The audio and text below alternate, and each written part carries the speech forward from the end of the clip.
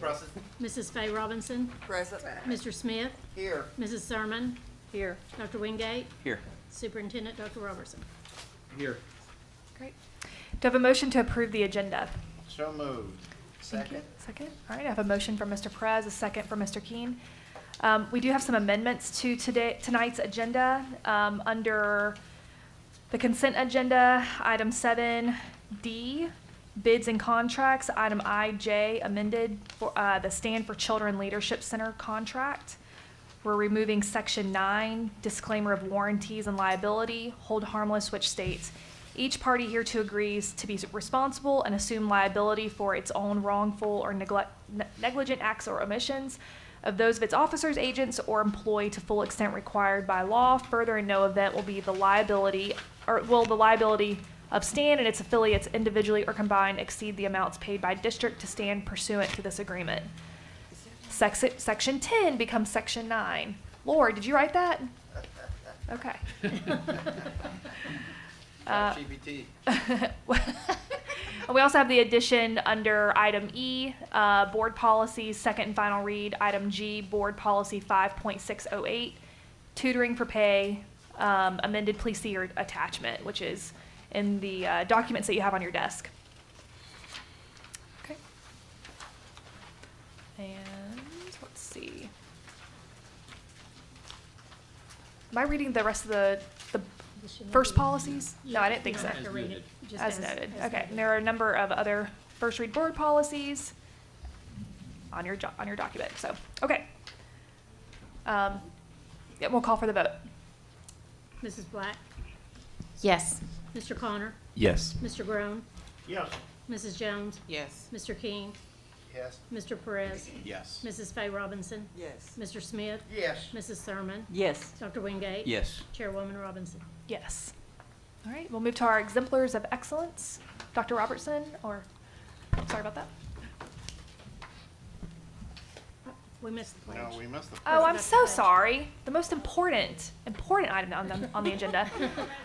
Principal of Brown. We have the principal of Brown Middle School, Karen Cox, to lead us in the pledge to the flag and our meditation. Or not. Oh. Are you a student from Brown Middle School? That's great. Welcome. Okay.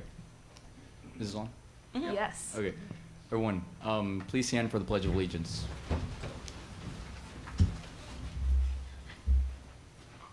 Okay. I pledge allegiance to the flag of the United States of America and to the republic for which it stands, one nation, under God, indivisible, with liberty and justice for all. Please, oh wait, am I saying please remain standing for a moment of Yep. silence? Sure. Oh, please remain standing for a moment of silence. You may be seated. Wait, tell us your name. My name is Cornelius Wright, but I go by Corey, and I am from Brown Middle School, and I am an 8th grader. Did a great job. Thank you. Thank you. Awesome job, Corey.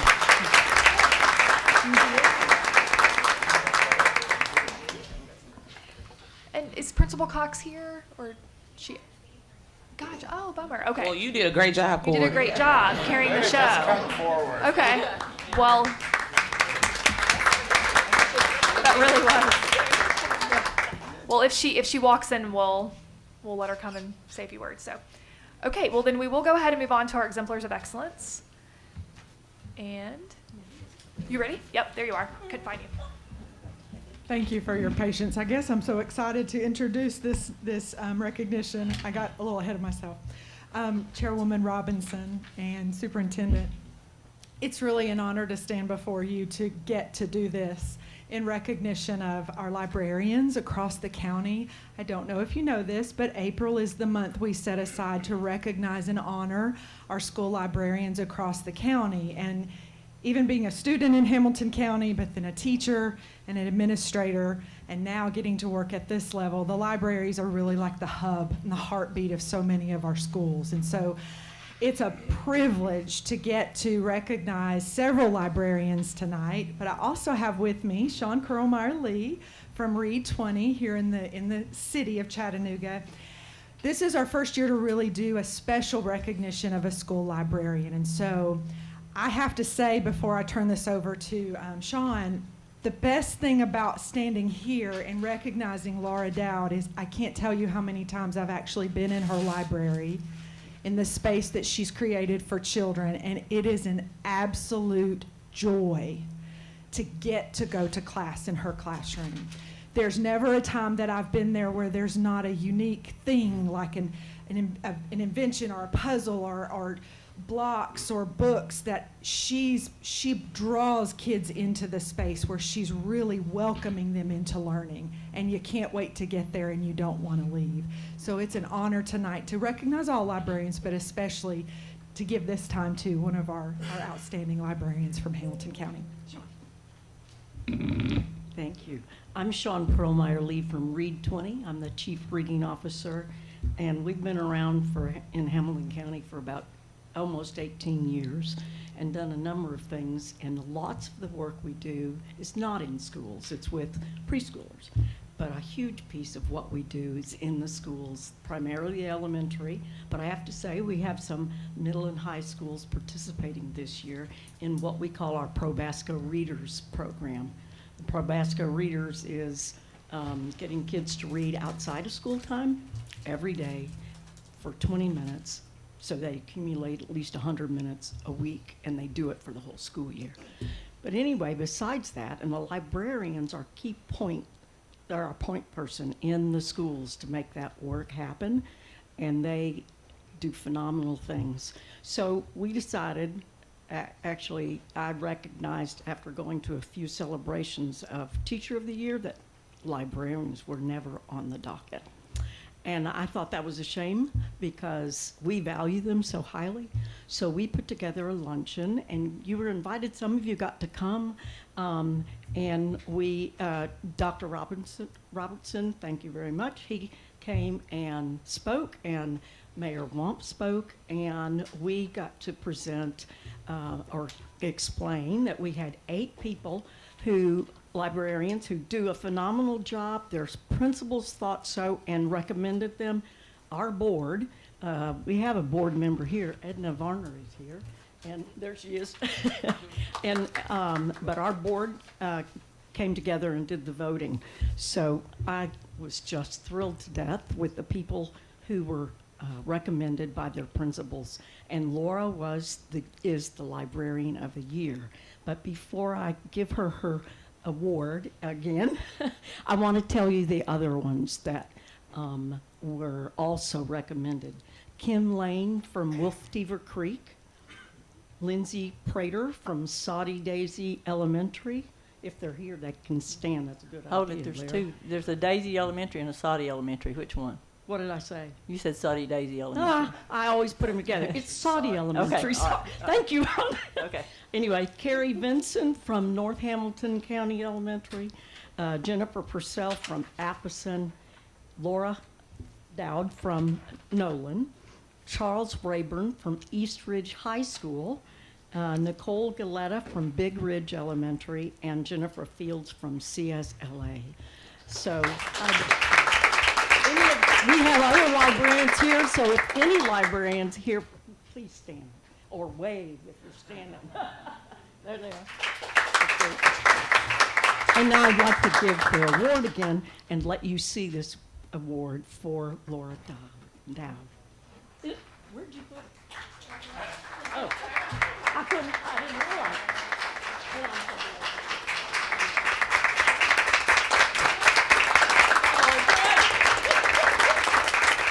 Oh, that's great. That's great. Oh.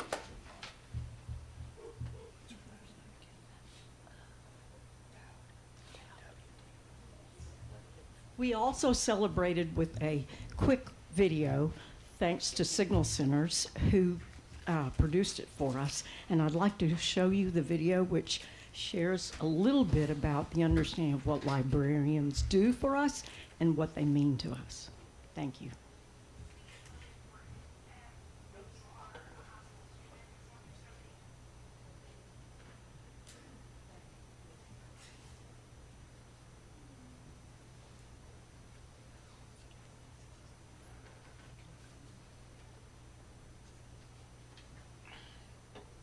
They're trying to get the volume.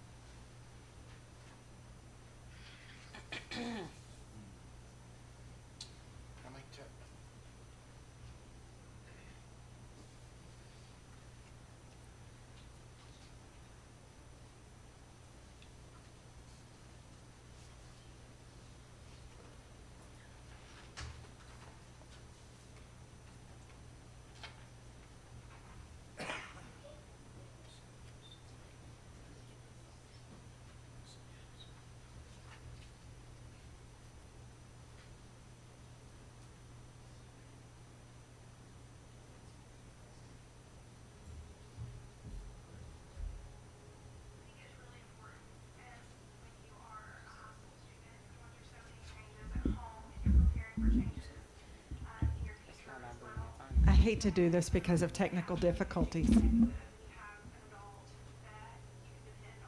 if you're the librarian, I think sometimes that can be the most important person in the building for some students, especially if they're readers and they just need that space to go and sort of get away and be themselves. And you're one of the few people in the building that's not putting a lot of pressure on them. You're not expecting a lot from them, like grade-wise. You're just sort of there, just there. Come to the library, do what you want to do, get a book, be yourself. I do feel more successful in school because of the library, and that's because I really like it in here, and I really like the librarian in here too. And the books that I asked for, she would always get them. Even if they didn't have them, she'd still find a way to get the books. What I love about reading is that you can just get sucked into the pages and nothing else of the world really applies to what you're reading, and it's just you're so focused into the book that you don't realize anything else is happening, and it's a good way to get out of the reality. Me personally, I like to read adventure stories or stories written by Black authors. I imagine what would be going on if I was in their shoes. Being a librarian, it can be really hard because you're the only one in the school doing your job, and you're the only one who's working, a lot of times across all the grade levels and with every single class and every single teacher and every single kid. And I love it, but it's also hard. So I'm very lucky that we have a great network of librarians, and it's just so phenomenal to learn from these people who are doing really great things, and to be able to share ideas and share struggles and really be able to lean on each other and to know, well, what's really working for you and what's really great for you. One of the other librarians mentioned that she had a spot in her library called Some Space for when kids needed some space to be able to go and just reset. And I thought immediately, I was like, yes, that's what we need. So we added it this year with some fidgets, some coloring, a Buddha board where they can paint.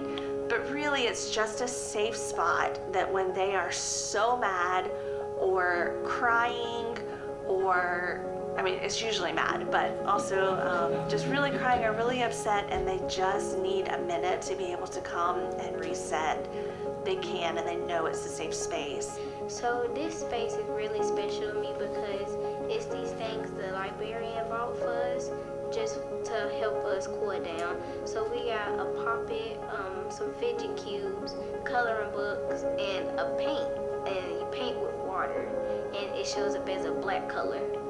I really love using it. I get to write my emotions. I like to write my name a lot, and like hearts to just doodle, because it's really helpful for me. Because I don't get mad easily, but I do get frustrated. And it's really hard for me because when I read and I see words that I don't know, it's very frustrating for me. So I just go over to the spot and cool down, do some doodles or draw or fidgets. Anytime somebody write their emotions down, it just disappears. And it's all gone. You feel a lot better. I think it's just really, really helpful for a lot of people. This space means to me that over a little book that you and your friends can, you can make new friendships because of the books that you read, and you can bond over stuff. And then the quiet space, it'll help you relax if you have a tense day. This space just let me relax. The library has always been a safe space for me, especially during lunch whenever I'll feel anxious or it's just really loud in the cafeteria. Last year, at the very end of the year, I was going through a rough time and I wanted to distract myself, and so I asked Miss Salter if she had a book, and she gave me one, and it was really good, and it got me back into reading. One thing I want to make sure the kids have is an enjoyable space. I joke that I am the loudest librarian in Hamilton County.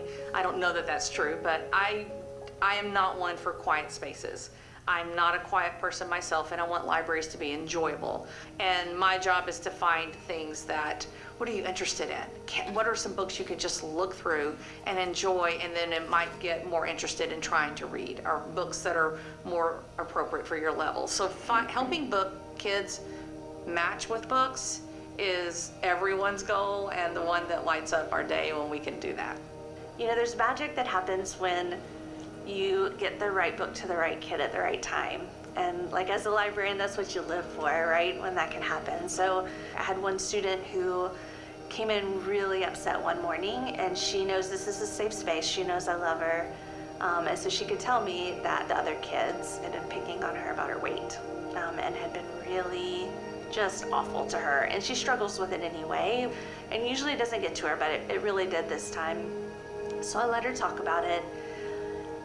It's not a whole lot I can do, right? But I did say, okay, hold on just a minute. And now normally she does not read. She's not a reader. Junie B. Jones as an 8th grader is all she can handle. And so when I got this book and I said, I know it looks big, I know it looks scary, but it's written in poems. So it's actually, you know, not a super heavy book. I said, but you need this book in your life right now. She was very skeptical. She was like, I don't know, Miss Park, I don't know. But she took it, and she was in here every day that week at lunch reading. And she said, Miss Park, that book changed my life. To have a character that looked like me in a story, like there aren't stories where there's just an overweight person and they're just a normal person. And we're dealing with the same thing. The girl's mom in this story is awful to her. And so just to be able to give her that book and for her to see herself, like, is just such magic. And I mean, I haven't been able to get her another book yet. She's read this like 3 times, but eventually I'm gonna get her to get another book, and we're gonna keep moving on in that journey. But it was just a magical time to be able to connect with that kid and to know what she needed. The librarian found a good book that related to me and built my confidence. And that book really helped me out.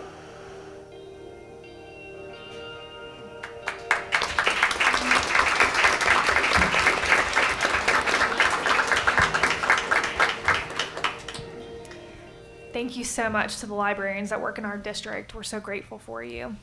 Now I'm going to hand it over to Mr. Bennett to talk to us about mock trials. Thank you, Madam Chair. Dr. Robertson, members of the board, it is a great privilege of mine to introduce Judge Alex McVeigh, Judge of the Hamilton County Sessions Court. Judge McVeigh, besides hearing cases of civil jurisdiction and criminal jurisdiction, is a real community leader. And time would fail if I described all the things that he does for our community that you don't see or know about. But one of the things that he does that's relevant to Hamilton County schools and the school board is that he takes his time after he has a busy docket and he runs the mock trial competition where hundreds and hundreds of kids in Hamilton County get the opportunity to find out what it's like to be an attorney and to work through the cases. And so I'm going to turn the microphone over to Judge McVeigh because he's got a lot of really good kids from Hamilton County schools to recognize this evening.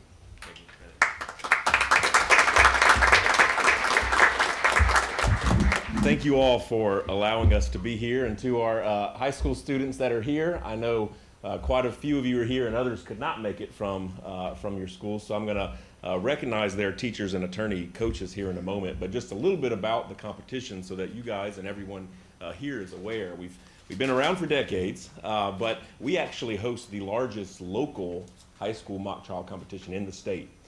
So this year we actually had 25 schools. We have ranged anywhere from 20 to 30 in the last few years. We have made a push in recent years to attempt to have more Hamilton County schools join the competition, in addition to our private schools and actually our homeschoolers. So all of the children here in Hamilton County, high schoolers, compete in this competition. The Chattanooga Bar Association is the official sponsor of the local competition. So we have the opportunity to allow quite a few of our attorney volunteers throughout the community actually volunteer their time. 2 of your school board attorneys, Mary DeCamp as well as Mr. Bennett, have coached a high school mock trial competition team. Mr. Bennett for quite a few years, Ms. DeCamp for a few years. And so we really do appreciate all of the attorneys who volunteer their time, as well as the amazing faculty sponsors that we have. We have a few of them here today that I'm going to recognize and allow them actually to say a couple words about their team, and I'm going to hand the certificates off to them. But really the only way this competition works is if you have, great volunteer attorneys and also faculty sponsors to really help organize practice sessions. The problem comes out typically around the Thanksgiving holiday, and so some students actually start preparing for mock trial, before the holiday, and then obviously when they get back from Christmas break, there are very, late nights that I know a few of you guys and gals have put in to prepare for this competition. But they take on roles either as a criminal or civil attorney, depending on the year. There are also quite a few witnesses, a lot of them coming from drama departments, as well as folks interested in careers in the arts, as well as law careers potentially one day. So ultimately, you get a team that for 4 nights in a row at the courthouse participates either as a plaintiff or prosecutor or a civil defense attorney or a criminal defense attorney, and you get these 2 teams battling it out, and ultimately there are jurors and scorers who decides who won the particular round.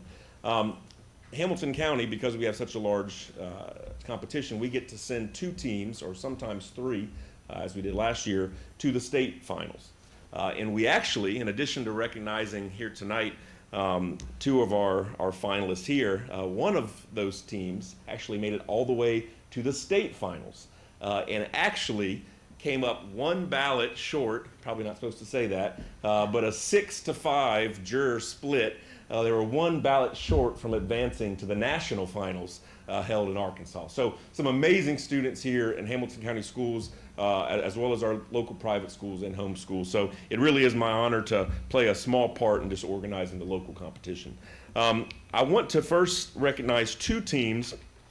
Out of the 25 teams, we try to stress one of the most important attributes that we stress here, and what's also stressed in our local bar is civility and sportsmanship.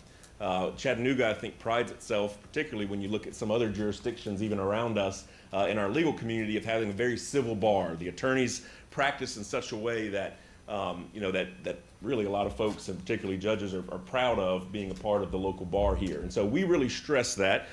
Federal Judge Curtis Collier is our honorary competition chair, and that's one of, he speaks often about the importance of civility in the law. And so we actually recognize a team or 2 teams that during the course of the local competition best demonstrate the ideals of sportsmanship, professionalism, and civility. Not making frivolous objections, being very sportsmanlike with the opposing team. And so a really important award that we recognize every year. And so we actually have 2 winners this year. Is anybody from East Hamilton here tonight? I don't think many could make it. Ms. Smith, I don't believe she could make it. I will get East Hamilton certificates to them. Anybody here behind me? No.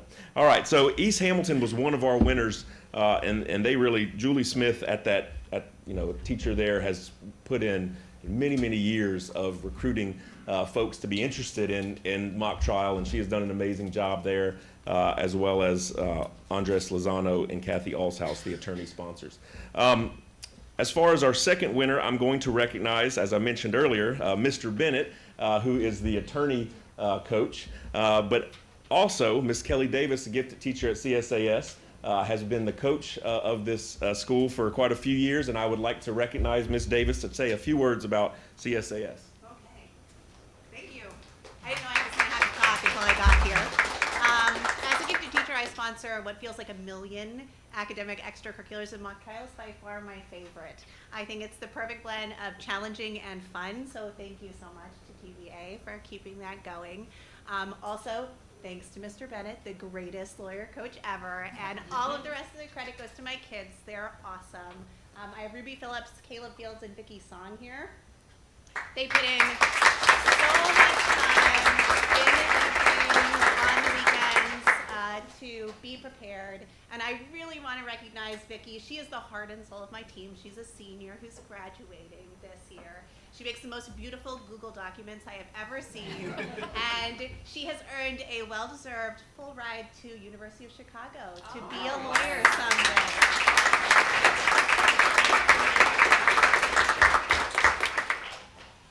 All right, and finally, I want to recognize one of the 2 teams who moved on to the state finals. One of the teams was Chancellor Atherton sponsors a homeschool team, and one of his teams moved on to the finals, and so I'll get to present these certificates to his students at another day. But the other team that moved on, and again, as I mentioned earlier, made it all of the way in Nashville to the finals, did an absolutely amazing job. I had the honor being on the Tennessee Bar Board to actually serve as a juror. Swear it wasn't a conflict. And I got to see them in action in the finals again after 2 long days of competition at the state. And so these guys and gals really did an amazing job, and a large part of that goes to Attorney Charlie Poss, who I'm going to ask to come up here. I don't know if Mr. Brooks is here, Miss Whitney get here. So I think it's you today going to speak about Signal Mountain's Red Team.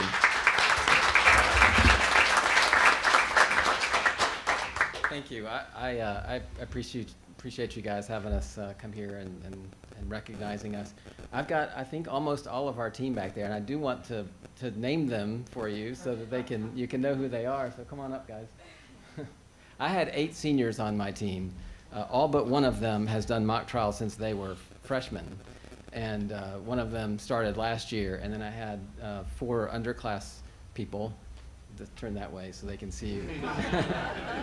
And we have one of our alternates here, but this is Caroline Burns. I'll just go from left to right, my left to right. Caroline Burns, who's a senior, Jack Gibby, William Wright, Adrian Andrescu, Eric Fowler, Mary Claire Blanton, Erica Ventura, Lydia Miller, Logan Dapp, Josh Doolin, and Mark Nashi. And these kids are some of the most amazing kids I've coached. And I will say that they are the most accomplished mock trial team, public high school mock trial team from this area, in my opinion. They're the only team, I think, that's a public school team that's been to the finals, at least since I've been coaching, since 1995. And they finished 4th last year. They finished 2nd this year. And this year we had 2 of them recognized, one as second best witness in the state, Adrian Andrescu, and one of them was runner-up for best attorney in the state, and that was Caitlin Castellanette, who's another senior who couldn't be here because of a band competition that she's involved in.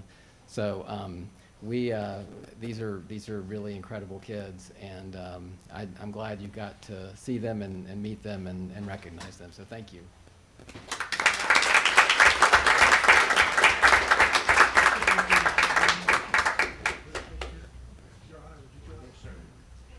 Could y'all maybe make 2 rows? Just get the taller folks in the back. There you go.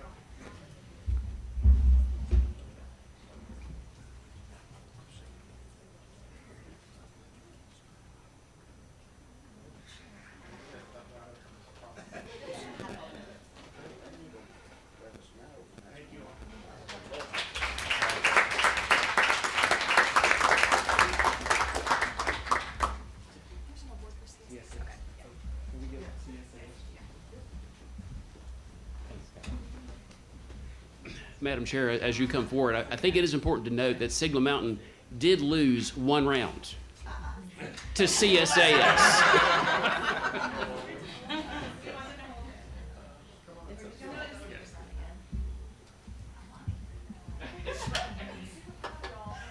I don't think that was important to share.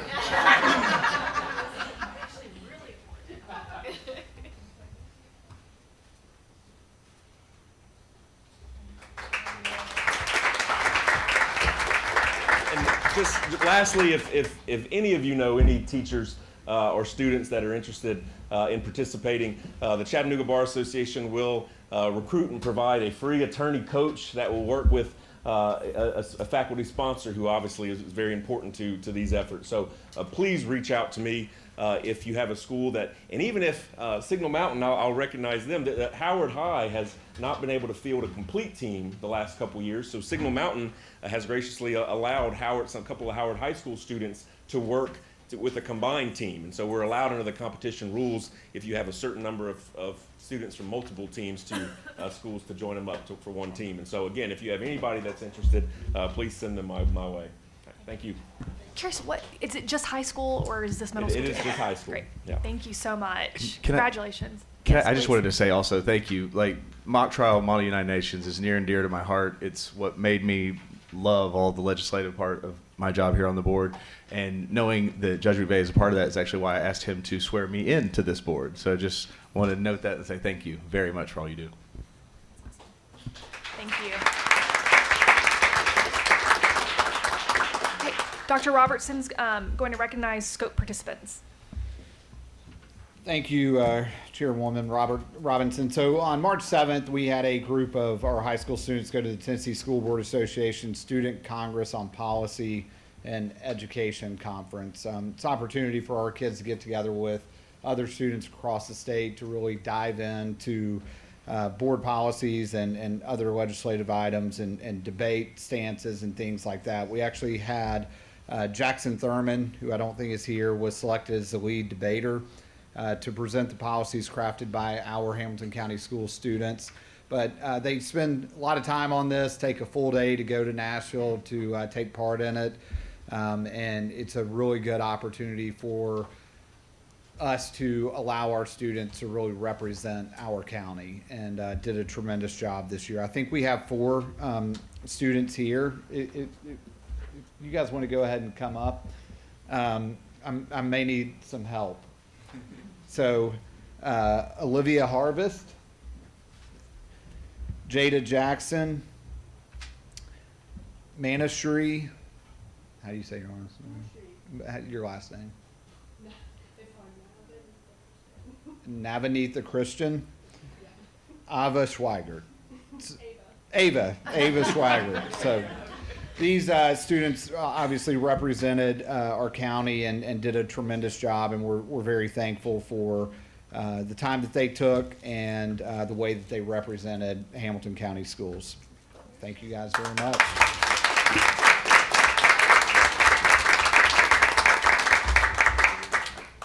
You may have to find those.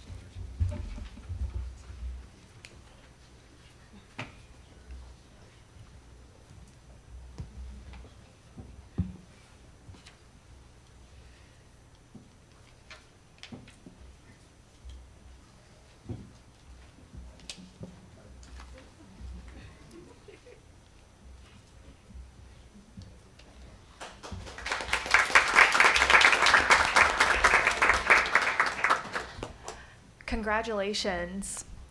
Okay, we'll move into our board member disclaimer statement, and I'll start on the very end with Mr. Groen. Does not apply. Okay, I declare that I have a relative who works for the school system and that the board's vote on the budget and policies may have an effect on my relative's employment. Even so, I hereby certify that I will cast my vote in the best interest of the school system. I declare that I have a relative who works for the school system and that the board's vote may have an effect on my relative's employment. Even so, I hereby certify that I will cast my vote in the best interest of the school system. I declare that I have a relative who works for the school system and that the board's vote on budget policies, etc., may have an effect on my relative's employment. Even so, I hereby certify that I will cast my vote in the best interest of the school system. I declare that I have relatives who work for the school system and that the board's vote on all items may have an effect on my relative's employment. Even so, I hereby certify that I will cast my vote in the best interest of the school system. I declare that I have a relative who works for the school system and that the board's vote on budget, policies, etc. may have an effect on my relative's employment. Even so, I hereby certify that I will cast my vote in the best interest of the school system. I declare that I have a family member who works for the school system and that the board's vote on budget, policies, etc. may have an effect on my family member's employment. Even so, I hereby certify I will cast my vote in the best interest of the school system. I declare that I have a family member who works for the school system and that the board's vote may have an effect on my relative's employment. Even so, I hereby certify that I will cast my vote in the best interest of the school system. Thank you. Do I have a motion to approve the consent agenda? So moved. Second. Second. All right. I have a motion for Mr. Keen, a second for Mr. Connor. Are there items to pull? Yes. Yes. Mrs. Thurman. Yes, I would like to pull 7D1, 1J, Stand for Children, and also 7D1, 1K, which is Teach for America. And then, if I'm not sure whether this needed to be pulled or if we were going to discuss it anyway, the Tutoring for Pay, since it was changed, the VE1G. I'm sorry, say that last one one more time. It's the, Tutoring for pay. yeah, I'm sorry. Oh, okay, the board. 7E1G. This board policy G. Mhm. Yeah. I got it.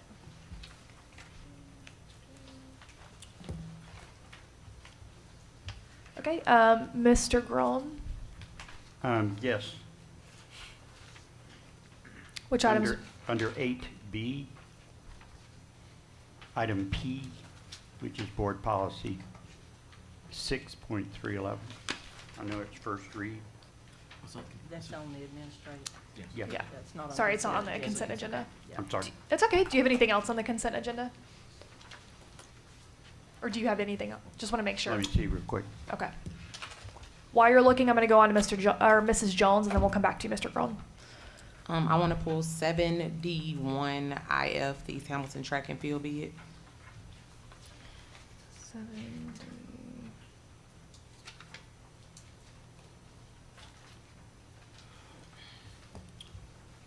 Okay. Mr. Keen? Yeah, I'm not sure if we need to pull these, but I have a question about board policy 6301 and 6304. They're not. Those are not on the consent agenda, so Okay. we'll come back to those. All right. Yep. Thank you. Okay. All right, Mr. Groen, just want to double check. Did you have anything on the consent agenda? All right. No. Great. Okay, great. All right, Mrs. Thurman, if you'd like to address your first. Or no, I'm yeah. sorry. We go ahead and vote. Yep. Call for the vote first. Mrs. Black, Yes. Mr. Connor, Yes. Mr. Groen, Yes. Mrs. Jones, Yes. Mr. King, Yes. Mr. Perez, Yes. Mrs. Faye Robinson, Yes. Mr. Smith, Yes. Mrs. Thurman, Yes. Dr. Wingate, Yes. Chairwoman Robinson. Yes. Okay, Mrs. Thurman, if you'd like to address 7D1 1J. Yeah, which is Stand for Children Leadership Center contract. What first caught my eye was on, I guess, page 2 of this. It's not, I guess, of the contract here. It says about halfway down the page, it says, implement fair grading and assessment practices, including retake, makeup, and flex time opportunities. Wasn't real sure what that meant. So I looked it up. I went to their website and looked it up. On their website, this is under high quality instruction, which I felt was a misnomer. It says to implement fair grading practices, create a proportional grading scale. I have no idea what that means because we have a grading scale. Encourage retakes and redos, accept late work with no penalty, grade student work, not behavior, consider use of incomplete instead of F, and support pathways to demonstrate competency before end of year, and implement standards-based grading. I have no idea what that means, standards-based grading. We have standards, and we have a grading scale. And I have a lot of problems with a lot of things that were on their website. Because in big letters here, it says, Stand for Children is a unique catalyst for education equity and racial justice to create a brighter future for us all.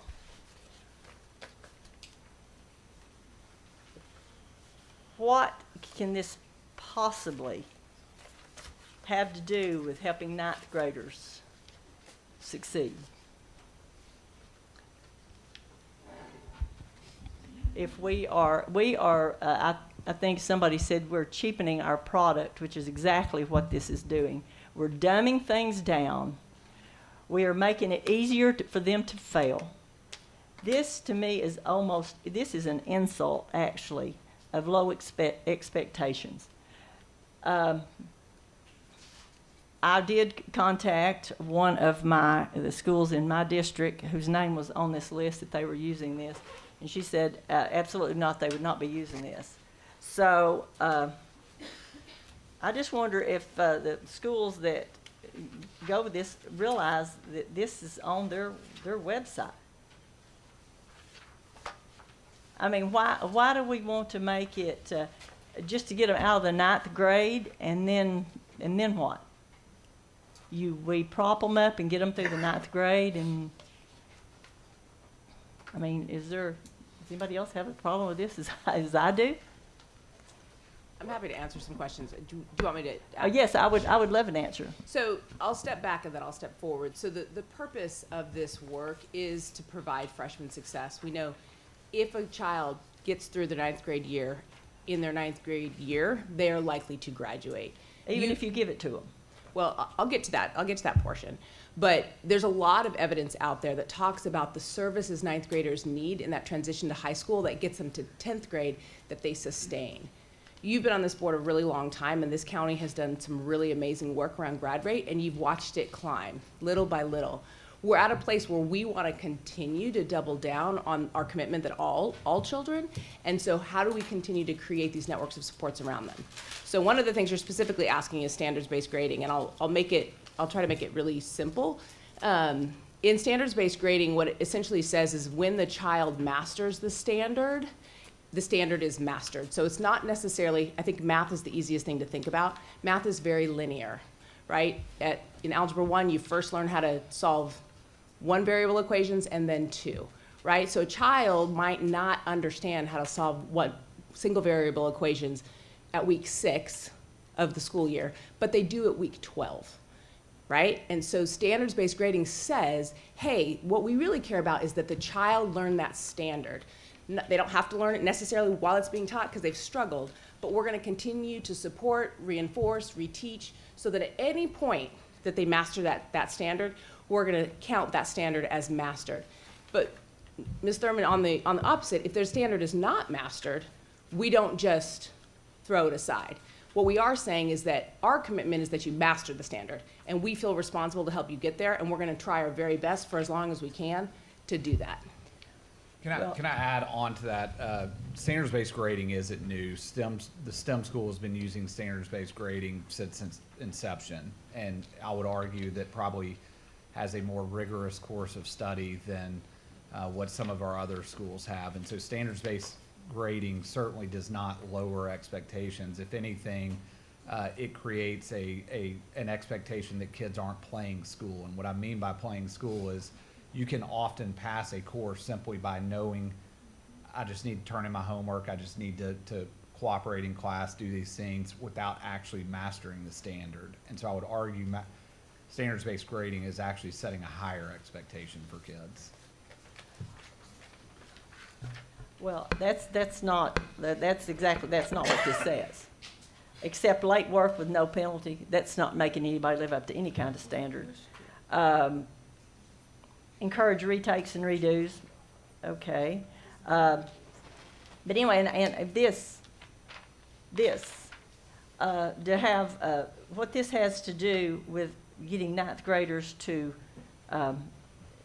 move on, this is on their own website. Like I said, it's under the Education, Equity, and Racial Justice for a Brighter Future. It says, Black History year-round. Many students only learn about Black history in February. For the rest of the year, Black people are missing from textbooks and lesson plans. With ongoing attacks against African American studies in schools, help us show why learning Black history is important for all students. Why is this part of what they teach now? I mean, just help me understand what's going on here. So the contract that we are looking to enter in with them is to provide systems and structures around ninth grade success. It's not a curricular review. It doesn't change curriculum. It's a data analysis protocol. It's a collaborative teaming protocol with our teachers. It's conferencing with students. It's providing those systems and structures around that retake and relearn. That's what we're doing. We're not changing the curriculum. We're not changing the standards. But this is part of their mission, evidently, for them to be this big on their website. So this is evidently important to them. And I can't help but think it's embedded in some of the things that they do. I don't want to speak to the notion of what's important to them. I do think that when we know the data around grad rates, right? We know that there's certain kids are not graduating at the same rates. And so providing additional supports to this notion that all of our students would thrive, I think is appropriate. And I think what they're nodding to is that they recognize that certain students need more supports, and they want to build systems of support around them. So you're saying black students need more support? Is that what this is? That's what you're saying? I think your point. I think that's almost insulting. If I was a black student, that would insult me. But I mean, if you're okay with that, then you're okay with that. But I'm just looking. If you said I think white hairdressers need more support, that would insult me. What I'm saying is that when we look at our data, there are certain students that are not graduating. And as an educator, I'm deeply committed to the notion that we are going to do everything we can for all kids. And when I look at that group of kids that we're leaving behind, this is another step that we can take in support of those kiddos. Well, a minute ago you said something about make sure all kids graduate. I think all kids graduate who earned the right to graduate. That's who I think needs to graduate. I agree with you. I don't necessarily think everybody should graduate because they did not earn that right to graduate. So But no, we as a that's- system should do everything we can. Well, I'm not sure this is what we need to be doing. Mr. Garone? What does it mean? I'm concerned about this program, which is listed as CHSS under Stand for Children. Will use aggregated school level data and de-identify student level data. What does de-identify mean? I'm just claiming ignorance here. Shannon? Yes. So from a data perspective, I worked on this part of the contract. De-identified student data in this space is actually, it's a student line of data that has no way to come back to the kid. So we don't have names, any information. We worked with Scott on that to make sure. It's actually a unique key for the student that is not tied to anywhere in our database. So it can't come back to the student. Yeah, that was my question. Good. In terms of the same capability that the board has with Decision Ed. Absolutely. About student identity. Yep, no identified data on that. I did have one more question. Okay. So it also says that they're going to evaluate all these programs and services, and then I would think analyze this and make recommendations to change our systems or our curriculum, whatever. And I have to agree with Ms. Thurman in that I would really need to look at their curriculum, because they have made a rather bold statement on their website, and I'd like to look at the curriculum and know what ideology, their ideological perspective is. So, this is not a curriculum. Again, it's a system of supports and structures to help the ninth grade academies be successful. What I'm hearing from you guys, and this isn't something that has to be voted on tonight, it's for implementation. If we could, I'm not opposed to us taking this to May. That gives us a little bit of time to circle back with the concerns that y'all have, make sure we're clear, and beyond this contract and their website, we'll clearly articulate the work that's going to be done. Mm-hmm. Well, I would be for that. Okay. We actually have a lot of people lined up to talk, and so if you have concerns, but you would be in favor of punting this to next month, go ahead and untake yourself off of the box. Okay. Still have a few people that want to say something, so I'm going to let that happen, and then we'll talk about, we'll see if there's a motion to move it to May. Mr. Perez, want to speak? So, one, obviously, I appreciate the intent, right? There is an intent to say, hey, we need to identify through the data a group. I have my issues with the organization as I looked out. I would not be consistent with many of my views.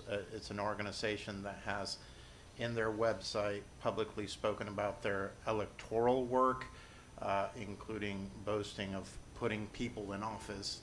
And as much as I think everyone has a right to participate, I have a personal view on organizations or corporations acting on that behalf, and I wouldn't be consistent with who I am if I didn't follow that view. So I just want to point that out. Like, I want the work to happen. I would struggle, and maybe in what you look further, there will be some response to that. I did a lot of research on how they split, and there's a PAC over here and an organization over here, but I have to be consistent with some of my views there. So, thank you. Mr. Smith? I'm not going to be here next month. I'll be out of the country, so I do want to just share some thoughts. It just seems to me like sometimes that as a system, we get a mile wide and an inch deep, and we got so many programs and different services and institutes, and that the right hand don't know what the left hand's doing. And the notion of this won't create more work. I've had some conversations with you, Dr. Robertson, where I expressed my concern about this is just another piece that we're putting on teachers and asking them to do. And I'll refer you to page 2 of this document, the agreement here. And it talks about scheduling adequate time, 60 to 9 minutes, bi-weekly, in coordination with the CHSS coach to review 9th grade systems and data and grades and attendance. And this could happen either at their planning period or before or after school. But we're not going to put extra work on it. Yeah, we are too. We just approved, and I was very much in favor of, adding the seed coaches. I got criticized for that on some level, but I understand what those folks are going to be doing. Counselors, social workers, and now we're going to add something else. And it just doesn't make sense to me. I've got all kinds of problems with this, and I won't be here next month to vote. If the board wants to pass this on next month, I understand, but I wanted to make my thoughts known since I won't be here. But we got to just quit just adding stuff. We got so much stuff that people get confused and conflicted, and the right hand don't know what the left hand's doing, and expecting more and more and more and more out of our teachers, and it just it's just something else that I'm not so sure we need. Thank you. Okay. Yes, go ahead. I think I need a motion to push it. Yeah, I was going to say, do I have a motion on the floor? Yes, I would like to move this to May. I have a motion by Mr. Braun. Do I have a second? Second. Mr. Keene, second. Okay, we'll go ahead and call for the vote. Mrs. Black? Yes. Mr. Connor? Yes. Mr. Grown? Yes. Mrs. Jones? Yes. Mr. King? Yes. Mr. Perez? He went to the bathroom. Okay. Mrs. Faye Robinson? Yes. Mr. Smith? Yes. Mrs. Sermon? Yes. Dr. Wingate? Yes. Chairwoman Robinson? Yes. Mr. Perez? Are we voting? Just to bump Move it to May. Yes. Great. Okay. All right. Mrs. Jones has a question. I would, in the discussion coming up in May, I would like to maybe hear what some of the 9th grade academy staff is saying about this body of work. from them. Like, I want to hear from them. Like, I want to know how they feel about it, if they feel like it is going to be too much, if they feel like it could be beneficial. I do have a question. Are we piloting it, or is it going ninth grade wide? Just so those are things you can come back with there. So just that piece of outcome, and maybe just some additional, and maybe provide us with just some additional supports to show the direct alignment to this body of work and to what you're trying to do with the ninth grade academies. Because I know for Tyner, like I know Tyner's ninth grade academy is coming back, and I know that population varies in the successes there and what that looks like. But just maybe being able to see some better alignment might be helpful. I did too look at the site. I did see that they support, I went beyond the main site. I saw that they actually support it looked like 8 to 9 states. 8 states.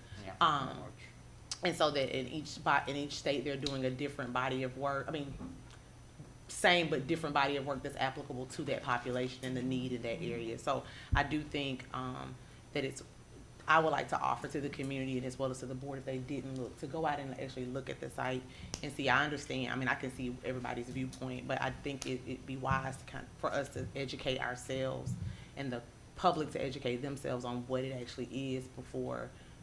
I know sometimes you hear a narrative and that becomes the narrative, but I think you should actually just go out and read it.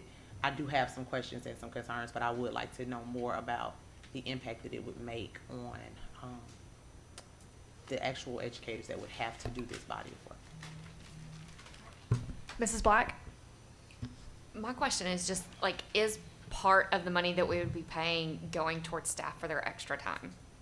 Or is that just the fee for the contract? I mean, we have in the proposed budget stipends for, like, for example, if it was to take place after school where we can pay stipends, but we also have in the MOU that we've been working on with HCA and teachers, there are in that agreement times after school that teachers can come in lieu of faculty meetings, right? So that's in the contract. We also have a certain amount of planning time that can be used for common planning, which is, what's in this contract. So we hear the concerns. We'll go back and pull some stuff together and touch base prior to next month, but then bring some of the things you've asked for next month. And what's the money being used for? Yeah. So maybe you can get with each board member on Yeah. their concerns. Great. And Mrs. Robinson, did you have a question? Well, I am concerned with all the layers and the layers and the layers.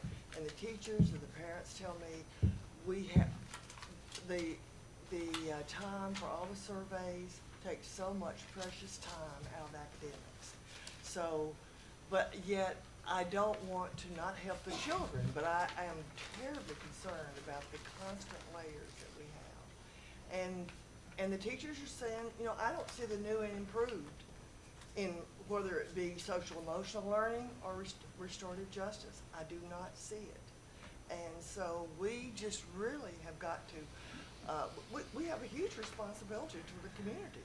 So I think we've got to reframe this conversation because we obviously have not done a good job of letting you guys know what this is about. So we'll step back and make sure we reframe it. Thank you. Okay, let's move on to the next item. 7D1, 1K. I believe Mrs. Thurman, you pulled this off. This is the Teach for America contract. I just need you to refresh my memory, Justin, on this. We had a contract with Teach for America. Did it expire last year? Is it expiring this year? It'll expire at the end of this year. Expire at the end of this year. What makes this different? And I thought, was it I can't remember the amount of money, 250,000 or something like that? It was something around that. I'll ask Dr. Brown to come up and help us with some of the specifics, but just in. And is this going to be the same amount of the contract? I didn't really see the whole amount in here. Maybe it was there. Maybe I just didn't see it. And why is Teach for America doing a better job than you can do? So it's a great question, Chairman Robinson and members of the board. I want to start off by just saying there was a report late August or last August by the Annenberg Brown University, and they published there was 36,000 teaching certified vacancies nationally. And that concentrated was really in the southeast area. There was 165,000 teachers that were on permits and waivers, These are non-certified teachers that's in the classroom.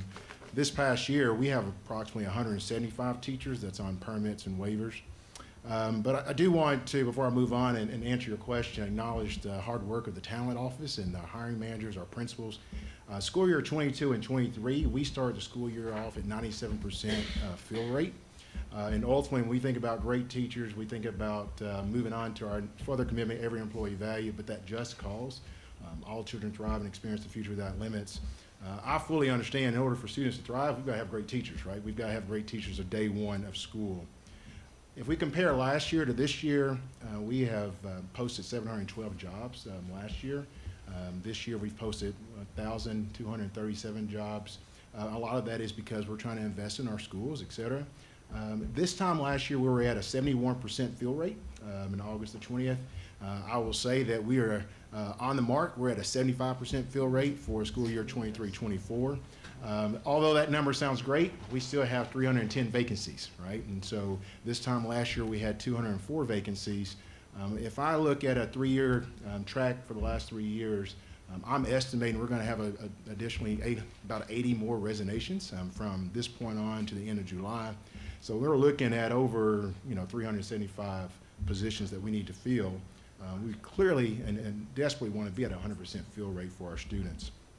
There are certain pathways when you think about how do we go about recruiting teachers. First and foremost is our university pathways, right? And so we ultimately work with all of our local UTC, all the universities, but we know those numbers are dwindling. Those numbers are not the way they were years ago. And so then we have alternative pathways, right? We have Grow Your Own, we have job embedded programs, and I want to pause there on the job embedded. A job embedded teacher is an individual that has a bachelor's degree or more. They're willing to go through the process to be able to be certified, take the practice exam. But what's unique about them is day one, they're ready to teach. They can be our teacher of record. And so Teach for America is the only partner that we have that can recruit, train, and educate those educators to teach day one. A few things about Teach for America is this summer with those cadets or their core members, they have an opportunity to teach in our summer reach. That poses as a training ground for them. It allows HCS to actually get to know those core members. And then ultimately, at the end of the day, these core members are selected. They have the right disposition. They have the right the skill set, mindset. They want to teach in our hard-to-staff schools, right? They'll be placed in our priority schools and our hard-to-fill subject areas.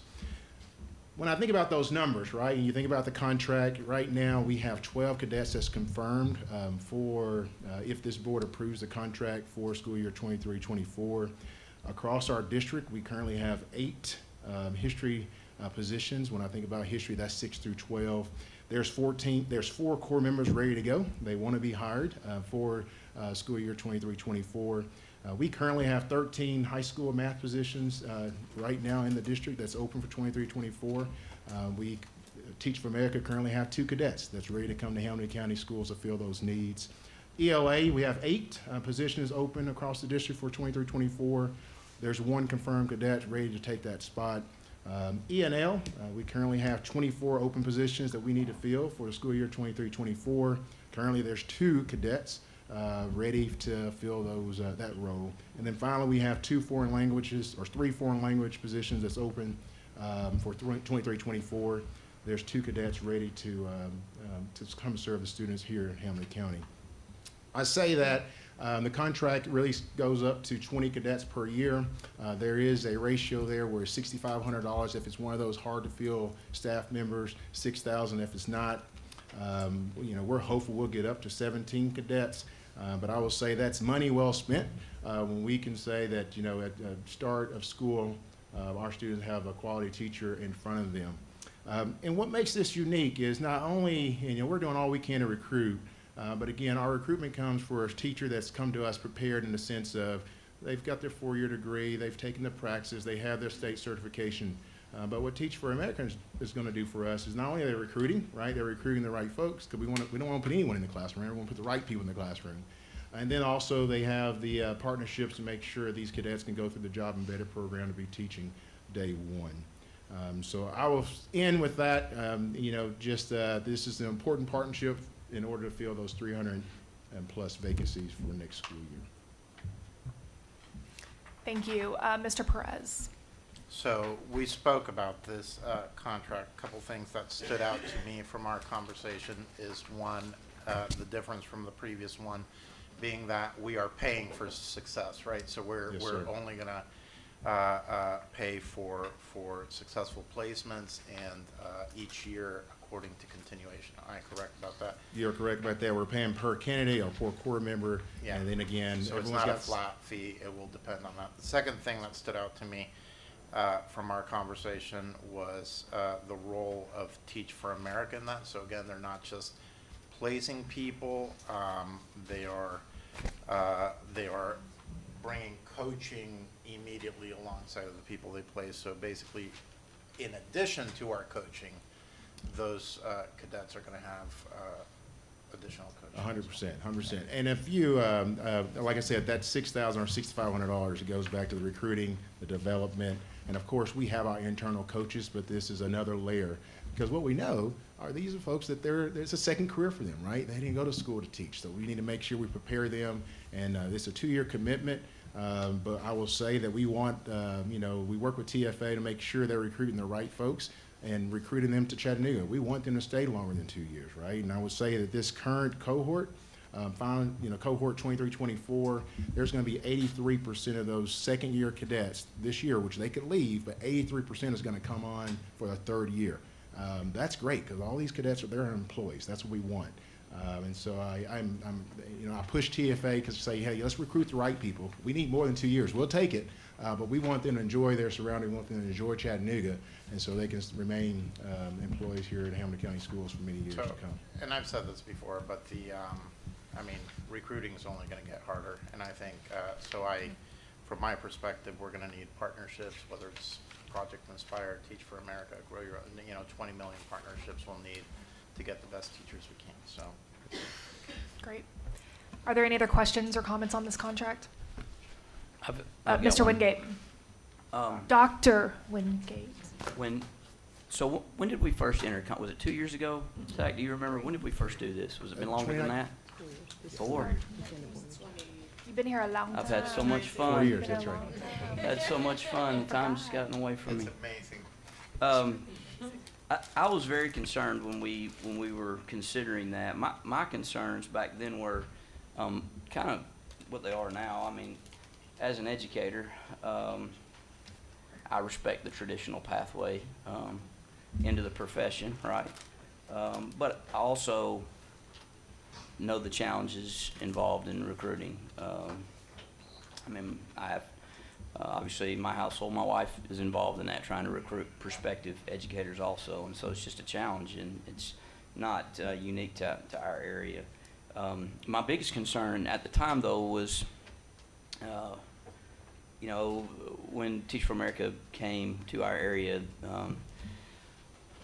they were proclaiming, their desire to blossom and grow, here, and I wasn't for that. I was for, hey, at the time, then we were also struggling, and this is just another tool to help us staff, and to staff with folks who are passionate about entering into not just the teaching profession, but challenging environments, because that's where we were utilizing those folks. And I said at the time, look, I'm not interested in, I don't know how many we had at the time. I don't think, would you say 12 now? Is that what this looks like? Typically, from 2019, we normally place 14, 15 cadets. Yeah, per year. so, I was not interested in us having, I think they wanted to throw a larger number out at that time. I don't remember exactly what it was, but I said, look, I'm not interested in that. I hope that, we can work out of this contract because we're able to, recruit. So, but I'm thankful that we have done it the last 4 years. I mean, it's hasn't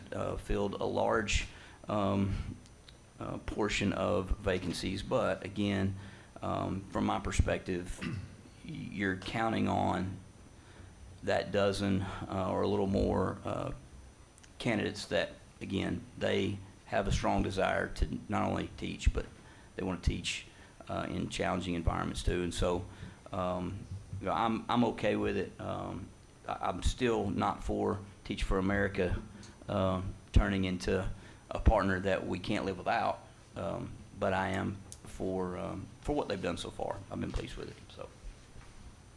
Great. Mr. Connor? So I'd be remiss if I didn't take a second to say, I got a chance to meet with David Byard, who's here with Teach for America, and talking about the passion that these teachers have, not taking anything away from our homegrown, which obviously, if they're teaching in Hamilton County schools and learned in Hamilton County schools, they have that love there. But finding these teachers that have this passion to go somewhere they've never been before and usually stay and have this desire to donate their time, it really speaks to it. And it speaks to David also. I was reviewing the notes of our meeting, and I noticed that it's actually the first birthday of his son today, and he's here at the meeting to show his support for it. So it just talks about the passion level that these teachers and the people behind it have. So like I said, I'd be remiss if we didn't note that at the same time of trying to make a staffing model. Great. All right, I don't see any other folks lit up. Do I have a motion to approve this item? So moved. Second. All right, I have a motion from Mr. Smith, a second from Mr. Perez. Please call for the vote. Mrs. Black? Yes. Mr. Connor? Yes. Mr. Brown? Yes. Mrs. Jones? Yes. Mr. King? Yes. Mr. Perez? Yes. Mrs. Faye Robinson? Yes. Mr. Smith? Yes. Mrs. Thurman? No. Dr. Wingate? Yes. Chairwoman Robinson? Yes. All right. Move on to the next item. Item EGB, Board Policy 5.608, tutoring for pay. I believe Mrs. Thurman also pulled this. Yeah, the discussion we had the other night, does this take into account all the concerns that we had the other night before we vote on this? About some, tutors being able to use the schools to come in? The schools were open? Did Do you need did we get that? Yes. Does that take into, this new language fixes that, right? Yes, so you'll see that crossed out part. Right. We did keep in school facilities may not be used for private profit. In conversations with Mary and Scott to Yeah. make sure that's clear and kept in our board meeting. And then we changed the language to say parent-paid private tutoring may not in any way compete on-site with district-provided tutoring. So. What exactly does that mean? Sure. So we're trying to avoid scenarios that have happened, honestly, where tutoring will not be provided for free so that there can be pay, right? Making sure that equitable free tutoring is available in all places. So if this language still doesn't meet that very well, then I'm happy for us to take it back and rework that language. But this is the language that I think kind of married the concerns of the policy committee and also made sure that that was in there as well. Okay, cannot be used for private profit except for the purpose of providing education, an academic educational service. Correct. So I think that So hits that as long as they concern. don't to compete make sure. with the private tutoring that they're already getting. Right. Okay. Or the In free addition to tutoring, that. Okay, all right, thank you. Yeah. Do I have a motion to approve that item? Motion. No, second. Okay. Please call for the vote. Okay, was that Mr. Smith? Oh, I'm sorry, Mr. yes, Connor? motion by Mr. Smith, second by Mr. Connor. Thank you. Mrs. Black? Yes. Mr. Connor? Yes. Mr. Brown? Yes. Mrs. Jones? Yes. Mr. King? Yes. Mr. Perez? Yes. Mrs. Faye Robinson? No, I'm still not comfortable. Mr. Smith? Yes. Mrs. Thurman?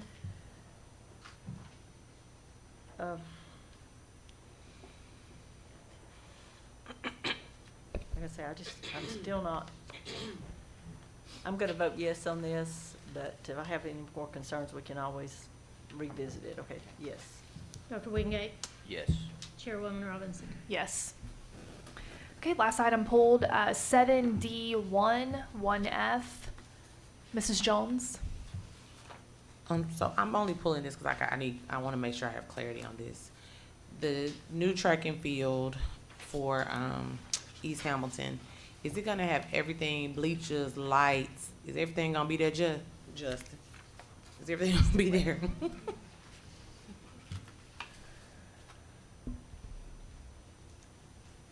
Thank you, Chairwoman Robertson.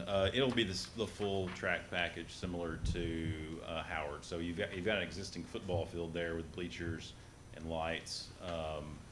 It's just the track package that's going to go around the existing football field. So it'll be new track, rubberized surface, and all the field events. Okay. Okay. I'm asking that because which I'm about ready to revoice. Now, I'm supporting this because I want to set a precedence here. Brainerd High School got a new track. The same year Hickson High School got a new track, and it was Hickson and Central. Central, Hickson, Soddy. Soddy and, yeah. And some of those tracks are not good for competition because we're missing certain things. So, I'm gonna support this. But as we have facility conversations and we talk about this budget money, which Dr. Robertson already done brought this up some about the athletic field, I wanna start seeing some talks about some lights at Brainerd and some bleachers at Central and at Brainerd. You missing anything? You missing anything? No, you didn't ask me. Of course. Okay, so I just want to make sure that y'all know I'm supporting this because it's all gonna be there, and that's what I've been asking for everything to be there as we continue moving forward. But just know that I'm gonna come back later on asking for stuff. We're gonna hold you to it. So I just want to make sure. I just want to make sure of that because I don't want to. Last time East Hampton didn't have bathrooms at the football field. I just want to make sure everything is there so we're not having to go back. Mr. Keen. Yeah. And I understand the ease of putting a track around a football field versus putting a separate track facility, which is what happened at Central. But I also know, money set aside 4 or 5 years ago, prices change and everything, but there was a commitment made to these other schools to complete these facilities so that they could be hosting their own events. Central High School's been where it's at. We just built lights at Central High School. Right, but there's still no bleachers for people to sit on to watch an event. So yes, I do appreciate the lights getting there. And that actually was supposed to have been scheduled 3 years ago. As I spoke with Dr. Highlander that sat in this position during that time. And during that process, prices have gone up and it's gotten harder, and I understand, but there still should be a commitment to Central High School to complete that track to where they can host events and people can sit and watch it. And right now, there are no bleachers for people to take part on. There's actually no place for them to set chairs unless they want to set them up on the road and have to look through a fence. I'll discuss that with you later. Yeah, and Dr. Robertson and I had a short talk, but yes, I'm also in agreement that should not conflict with what's coming on, because really the precedence should be that every school, when Tyner is ready to open up as a new school, it should have everything that it needs. I know we're trying to build the schools, and we're putting people in there almost before they're done being built and that. So, yes, I will also support this, but I just have a bad taste in my mouth when one of my schools was promised something and they're still waiting on it. So. Dr. Robertson, want to speak? Well, we've all had these conversations over individual budget meetings about, if there is $8 million in facilities, do we set aside some for athletic upgrades that could help with that? I'll need to go back and listen to the meeting 3 years ago, because I think what was intended to put there was put there, and it was walking lights. It wasn't competition lights, but I'll go look at it. Dr. Wingate. Caritza, when you were talking about inadequate, were you talking about like the facility in general, or were you talking about lack of equipment? So I'm talking about when we had to vote to get y'all bathrooms because they was using porta potties in a brand new football stadium. I didn't understand it. I've said that for years. I had never understood that. So I felt like when we built the stadium, people don't have to use the bathroom. Let me back you up. We didn't, the school system didn't Well, I'm build it. saying, but when it was built, I kind of felt like you knew you were going to need bathrooms. Whoever built it, okay? Because they also built a school that wasn't at capacity for the amount of people that was growing out there. I mean, we could get technical. But my point is, as we begin to move forward, I just want to make sure that we do things so we're not having to come back and do them. Right. So that's what I'm saying. I support this. I just wanted to make sure I didn't want to vote if it wasn't gonna have a bleacher. I wasn't voting. I'm telling you, because I want them to have what they need to be there. And so that's all. That's all I'm saying. It's just the point of just. And I know they get tired of it, but I just have to keep putting that out there so that people who fund us know that sometimes we might need the funding because we doing stuff subpar, because we don't have everything, just so everybody is aware. That this sometimes is why we need money, and when they're having facility conversations, that's something to think about. Well, we got champagne taste on a Natty Light budget. Okay? It's gonna be real.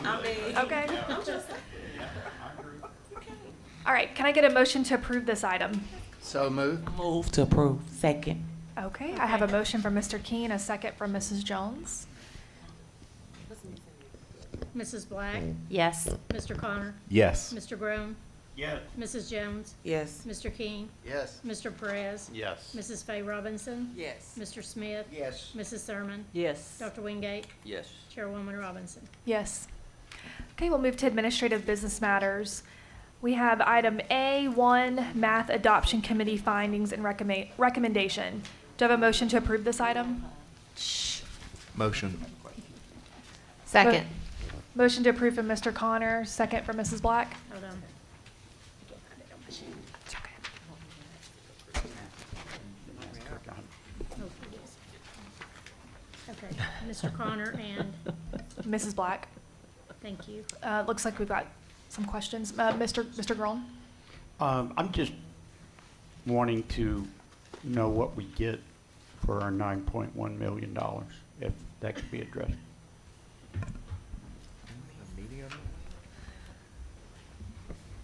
Yes, in the $9.1 million,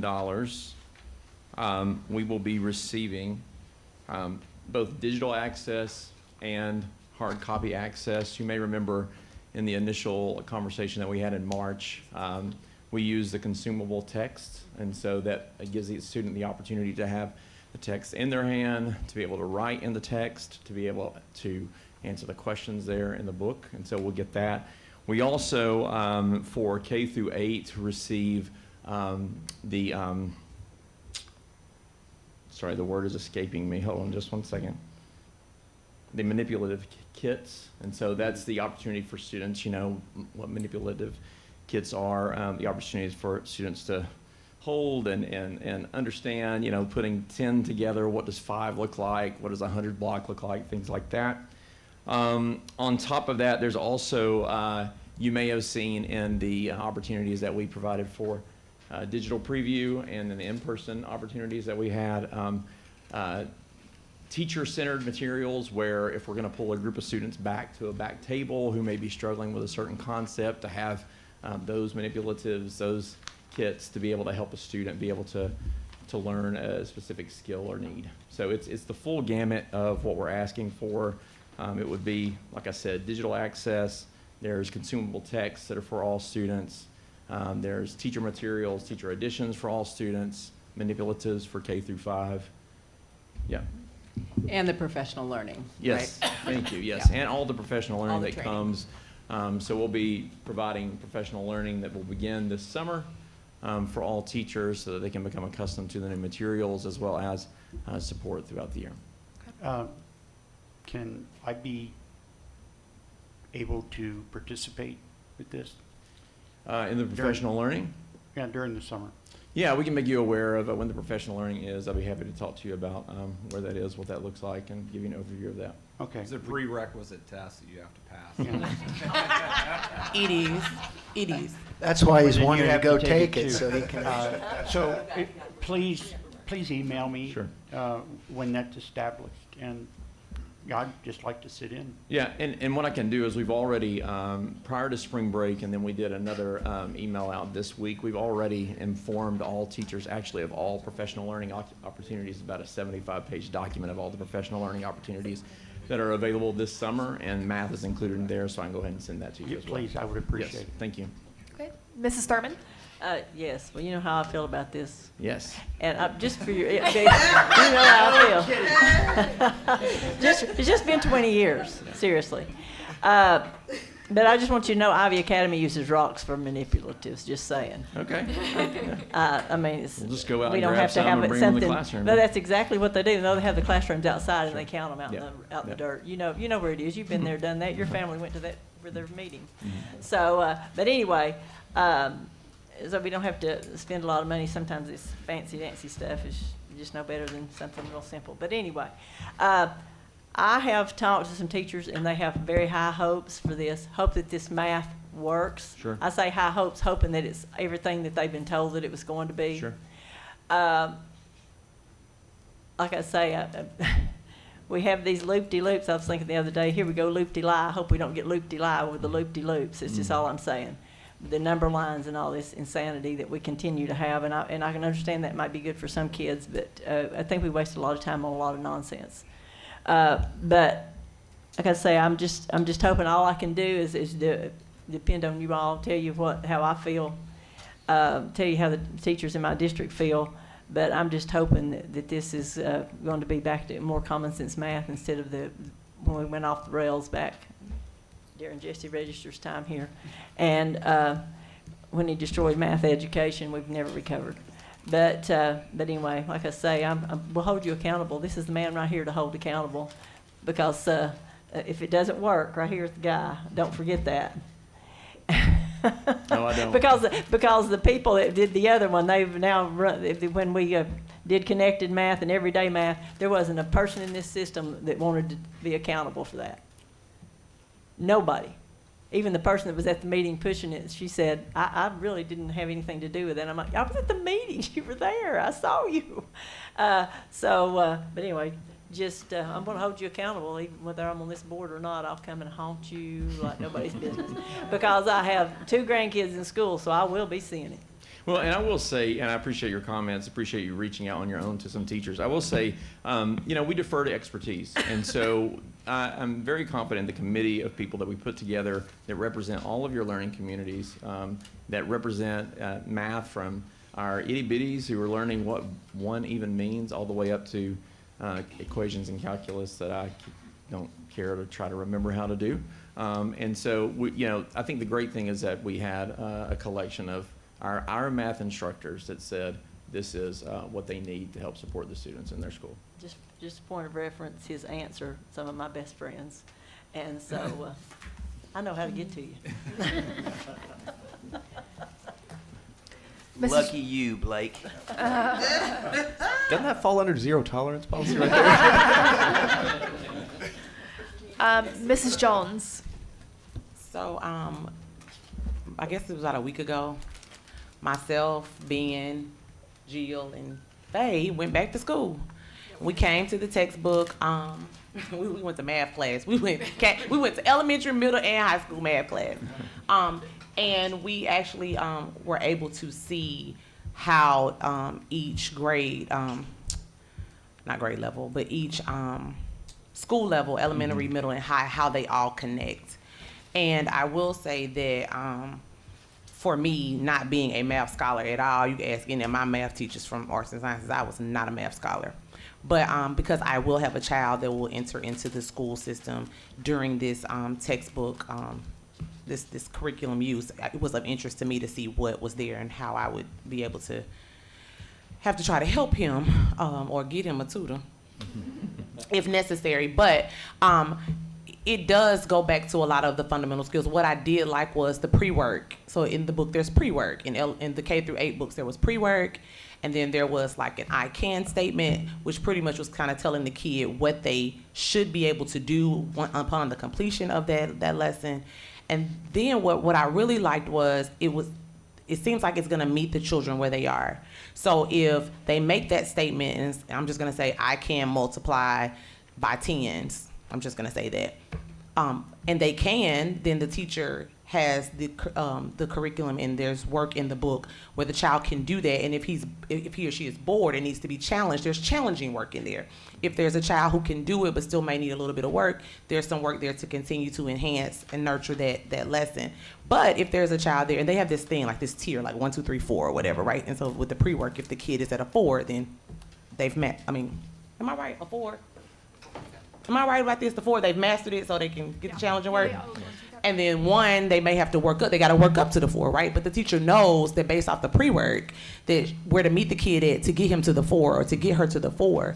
And then from there, there's homework or there's busy work, I don't wanna say busy work, but work to keep them going while the teacher may have to. So it was really interesting how it connected, and the online tutorials that were available, which would help a lot, I think, a lot of the parents and guardians that, because they're untraditional guardians in our community now. So they might be like the Carissas and Rhondas of the world that can't do it, but we might have a tutorial that'll be there and they can teach us. But most importantly, what I did like was how the teachers that were there to walk us through those books and show us the student book versus the curriculum book. And there's a book to go home, y'all. There's a book to go home. And if they don't go home, they can tear the piece of paper out. It's something to go home with them. So with this new math, if your kids tell you ain't nothing to go home, they telling the story, because it's something they can go home with. But above all, what I liked was the teachers saying that in looking at everything, they felt like, based off of what they seen with the previous curriculum, that this curriculum was what the children needed to help them get the basics on their level, and to help them learn math and be able to execute it the way they know it. Not necessarily everybody doing it the same way, but how Carissa understood it, she could do it. And as long as she got the right answer and I was able to explain that to Blake, then it was okay. It wasn't like I had to do it the same way Blake did it, Rhonda, which is what I thought was really interesting, because we do talk about this long math in all these various ways, but this was like, as long as you got the answer and you're able to explain it and I'm able to understand it, then it's okay. And I think that takes a lot of the nervousness and anxiety off of the students. I felt really smart when I left there.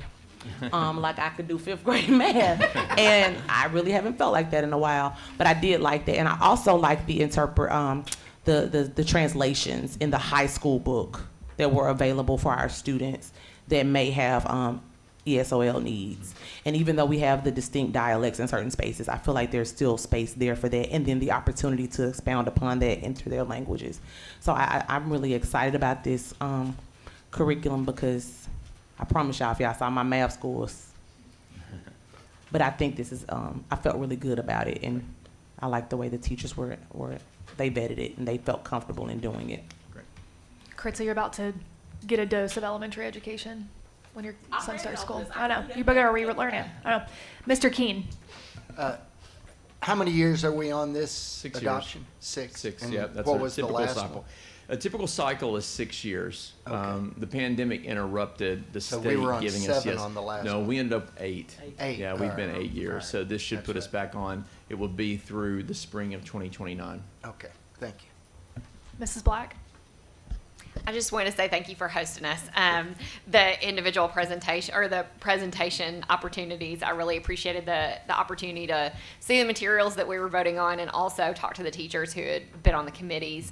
They were able to really articulate what was frustrating about what they're using now, and why they chose what they chose, and what they liked about it. And one thing that really was encouraging to me, because I know how valuable teachers' time is that whatever we're using now, teachers felt like they had to pull in additional resources from a bunch of different places.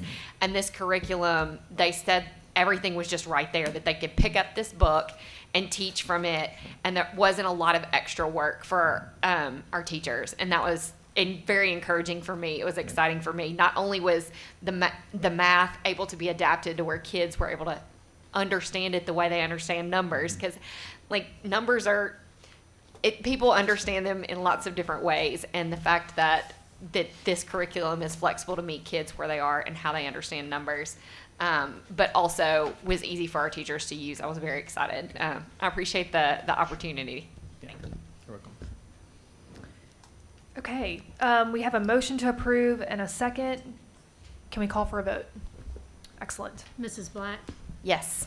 Mr. Connor? Yes. Mr. Brown? Yes. Mrs. Jones? Yes. Mr. King? Yes. Mr. Perez? Yes. Mrs. Faye Robinson? Yes. Mr. Smith? Yes. Mrs. Thurman? Yes, with high expectations.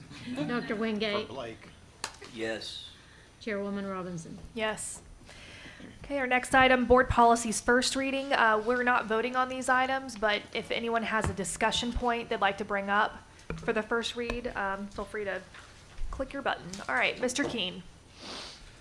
So I have, on 2 of them, 6.301 rights and responsibilities, and 6.304 Did we not used to have students, those were listed, did we not have students do a signature page on those or not? I'm just thinking back a long time ago, not recently, but, Which one are you talking about? so 6.301 on rights and responsibilities, talks about rights and responsibilities of our students. And then 6.304 gives the definition of discrimination, harassment, hazing, and intimidation. And I guess my question is, to make sure that all students are understanding those, can those, I want to say years ago, we had a signature page. After they read those, they signed. Yes, we did. You're talking about at the end, like, of The the handbook? old, God, what? Before what the do we call it? COAB. Before the COAB. Yeah. I can't remember. On the pamphlet? Yes. Yeah. Yes. It used to be a The signature the page. three-page trifold? Yeah. Right. Yeah. So yes, back in the day, there was something that went home. Parents signed it, Right. but that's because our COAB was literally as big as this piece of paper and it was Right. trifolded. Right. I don't know that we have a way, I mean, this is an administrative issue, but I suppose that if we sent a link to the COAB or to the student handbook, there would be a way for someone to click. But that's an administrative question. I would suspect that once we went to, the actual more complicated document, we went away from having them sign and turn in a Right. paper copy. And On it the- was a lot of paperwork a lot to of keep track paperwork. of, but. I know that on the bullying and harassment policy, 6304, that's actually never been signed. It's those of y'all who were here back in 2015 will remember that our policy, the TSBA policy, was this big. And through the input of a lot of students who said, hey, we think you need to address this issue and that issue, it evolved into what we have now. The policy we have now, it complies with state law, but it was largely student-driven. That was never signed. But from an administrative perspective, I don't know if you could, you could send home a link that Well, you click on. Mr. King, to your point, I think it's a good point. I'm wondering, what we were just discussing, is there an easy way through, like, registration on Power School Yeah. to, like, check that you've read Right. through these policies and that? And I know some will just do it to do it, but I remember falling back on those, and when we used to have them sign those things, anytime I'd have a meeting with the student over something like that, I would pull that out to remind them that they had signed this and they had read this, or they said that they had, and that's, it might be time to get back to that, so. I think that's excellent, yeah. Yeah. Them and the parents. Yeah, I think we could put a box on registration. We'll look into it and Okay. may report back. Okay, is that it, Mr. Keen? Or, okay, Mrs. Thurman? Yes, on the cell phone policy, one thing I didn't think of until later, it was brought to my attention by a teacher, about when the children, when the teacher asked the student for their cell phone, if they're taking it away from them for whatever reason, violation or whatever. Some of the teachers say the students refuse to give them the phone. They just absolutely out and out refuse. I just wonder if there needs to be something in the policy that says the refusal, that there's even more severe consequences if they refuse to turn the phone over when the teacher, because some of the teachers say it's quite intimidating when they just absolutely say, no, you're not getting my phone, and they go take it and they put it up and in their backpack or something, and almost dare the teacher to get it or whatever. Puts the teacher in a real bad situation. So I'm just wondering if we need to. Line 22, the consequences for violating the cell phone policy may be in addition to any other violations of the Code of Acceptable Behavior. Non-compliance is a violation of the Code of Acceptable Behavior. I mean, if a teacher or a principal or some other school official gives someone a proper instruction and they refuse it, they're subject to discipline. I just don't. I think it might need to be a little bit more clear than that. you know, with the expectations that when. I would suggest that the people who are going to be non-compliant aren't going to worry about the clarity of the policy. Well, I know, but at least we'll have, it gives the administration of the school a little bit more autonomy about what they can do. Okay. I'm sorry, is that it on that policy? Well, You're on the same one? Okay, all right, Mr. Perez. And Mr. Bennett, this is just for clarification for me, but and I think I know the answer, being that our schools are private spaces, but they're also public spaces. But the prohibition to record anything, can that be considered an obstacle to like a First Amendment right? And hey, something's happening. Do I have a right to record what I see happening? That's a really good question, and because we have a policy that restricts the use of cell phones, then the use of the cell phone is also restricted. So that's one of those situations where you're making it clear you're not supposed to have it, but let's be clear, if you have it and you use it, this is an example of a violation. I'll also point out that the reason that we would ever find out about this is because someone's taking a picture of something, a student assault, and they're uploading it. That itself becomes an act of cyberbullying under Tennessee law and our board policy. Minus a potential, a teacher is harassing a student and somebody decides to record that incident, that sort of thing, and the teacher takes the phone. I mean, it's a private location. We have rights there to protect. I just want to make sure we're not walking into something by doing this. Your point's very well taken, and I think y'all know I take a high view of the First Amendment, and the door swings both ways. But I think when we run into a situation where we're asking a question, there's going to be an opportunity here to exercise some common sense.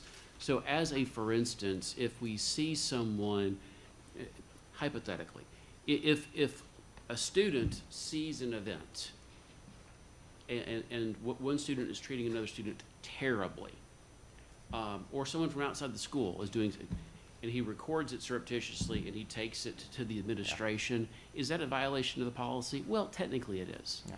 But is the administrator really going to be concerned about that violation under those circumstances? Probably not. Now, to your question, does a student have a First Amendment right to video something in the classroom? I would say no. There's no inherent right to do that. That's what I want to check. Now, I will, and I've talked with Ms. Moody about this. One of the areas, I've used this word twice tonight. One of the areas where I think we run into some constitutional squishiness is that third bullet point at line 18: cell phone recordings done outside of school that are shared with members of the school community. ... There are situations in which that actually could run into some kind of constitutional problems because of vagueness. That's one of those things that when it arises, the administration is obviously going to call me and Mary and say, what do you think about this? So you're asking great questions. I think the line of causing harm towards students is really what we're avoiding, right? Is the recording or toward our work. So even on that one, I would say inside or outside. If anything you do to cause harm. Basically, you're breaking 20 other policies we have. Mr. Bennett, is the significant disruption, or aren't those the two key words in that bullet? Well, I mean, that's I'll the leave it hard there part for of you to like, think about. That's what struck me as that's concern. the squishiness of it. That's the squishiness, because so the Supreme Court, and this is in the constitutional class right now, but the Supreme Court has weighed in on to what extent schools can regulate off-campus speech. Yeah. And we end up debating a lot what is a significant disruption, because increasingly that significant is becoming a very high bar. Cause harm towards students, well, what are we talking about there? My point, these are issues that I talk with the administration about a lot, so they understand my concerns. So I think I trust this language because I trust them. They understand what my concerns are, and if they have any questions, they call us. Mr. Connor? So I do like that we've added in exceptions, being able to take it on a few case-by-case basis. I've had a lot of people reach out to me after the policy meeting talking about correct utilization, you know, what Dr. Robertson was talking about in that meeting about there's some classes that utilize it for video editing and stuff like that, because I think what we're missing on this and what's the most important line on the whole thing is where it says monitoring, review annually. This is the first time we've ever had a cell phone policy in the history of Hamilton County Schools. I don't think we're going to get it right the first time. So I think it's awesome that we are trying and then that we're going to review it each year and get to the right answer eventually. Mrs. Robinson? In the K through 5, it's phones turned off and stored, whereas grade 6 through 12 says stored, but it doesn't say turned off. And that sounds kind of so minor, but by the same token, like Mr. Connor said, we probably won't get everything right the first time. But, That being an administrative point, I would have to defer to Ms. Moody and Dr. Robertson's team on that. and I do think that cell phones give children and parents securities, but I think almost everybody would agree that it has been a distraction in a sense. And then also I want the school events, after school is out, like on Friday night football it's okay to have the phone on at that time, okay. But just not film. Any altercations? Thank you. Mrs. Can I ask a Oh, question? yes. Why was that not turned off? I mean, why was that language changed between the two? I think it's just kind of the way that we're suggesting elementary school kids use their phone. Like, we understand from the field that mostly they need it before and after school, like what was spoken about tonight. But we expect that probably some of our secondary schools are going to allow them in the cafeteria and those kind of things. And so the key for us is like seen and heard, out of the way. Monitoring if it's on or off would be difficult, and nobody's going to go check it unless it pings. If it pings, it's heard, right? If it blinks, it's seen. So we feel like we've kind of protected, against that. May I ask another question? What if a parent texts their child, will they be allowed to, like mine, to look at it at that time during the day? No. Okay. Question? Yes, go ahead. Mr. Braun? I find it difficult to understand why we're making this so verbose. I would love to see some reputable research that says that phones are good for students to have access to during school time, except for opinion pieces with no research. I can't find any. Somebody please help me. And especially K through 8. I mean, I can see some leeway in high school, but I don't think any K through 8 students should have access to their phone during the school day. It's either before or after school. So the co-ops with this, I've seen co-ops disappear off school websites. One school, if you click on the student handbook, it goes to the dress code. That's all it goes to. So I continue to ask why we don't have a district-wide policy that prohibits the use of cell phones during the school day K through 8. That's what I would like to see, which is what the vast majority of all the other school districts in the state have a policy of. I sent you all the research that, and TSBA partnered with me on researching every single school district in the entire state. And we are one of only 4 that don't have this blanket, turn them off, put them in your locker. They're not to be seen, not to be heard at any time during the school day. Now, I can see giving, principals and admin permission for this phones to be used during a lunch period. But I personally don't think they should be allowed to do that. So if we're talking about following the research says that even having the phone in their possession and turned off is still a distraction. And I've stated to this board and to you two, I'll share anything that I have, and I already have shared that. But I don't see it reflected in this policy. I guess we're just, I see it in this policy, like what we've talked about, I really do. And I look at the elementary, it essentially is saying, it's put up, you can have it before school, you can have it after school. Example there is, I'll use my daughter, like she had a little gizmo watch that when she got off the bus, like, text me. Could only text me and my wife, right? That would, if we said you can't even take that to school with you, we would be prohibiting like communication from my daughter getting off the school bus. So it is restrictive at K through 5 of saying can't have it during the school day. It's either before school, after school. And the 6 through 12, I really do think it's saying what you're asking. It's saying it's put up, I've seen, not heard, right? It gives the principal discretion to say there are times outside of the classroom, outside of the instructional periods that you can allow use. Example would be the cafeteria. So I really do think it's saying what you're asking us to say, or what you're asking of the policy. But again, it's a first read policy. We can make adjustments however y'all want. Well, I want 6 through 8 to have the same policy as K through 5. I've taught middle school students. They don't need their phones.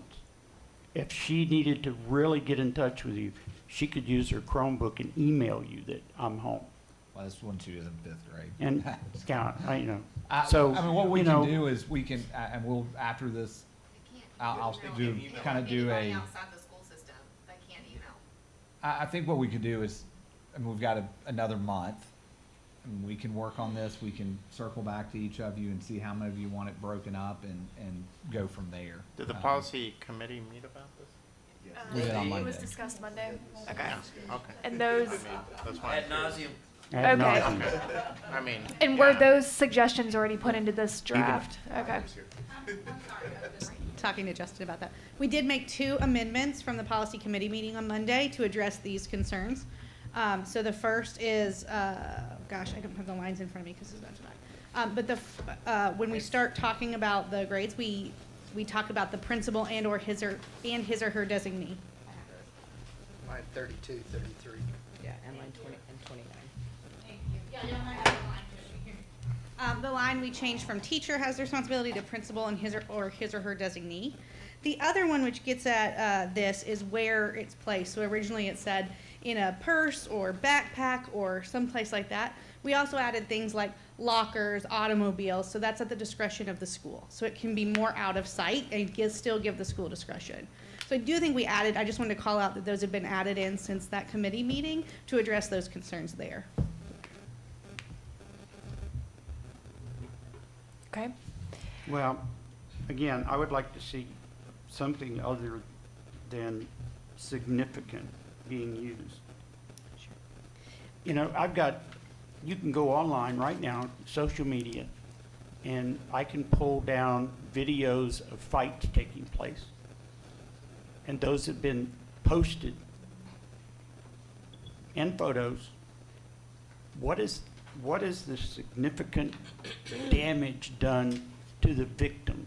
And See, I do. Sure. I just want to clarify too, during first reads, I'm taking notes of everything you guys bring up. And so I do think that's maybe appropriate during first reads. Is any concern you bring up, know that I'm taking notes on that concern, and we can go back, we can make edits, we can email that to you as well, and make sure that shows up on second read.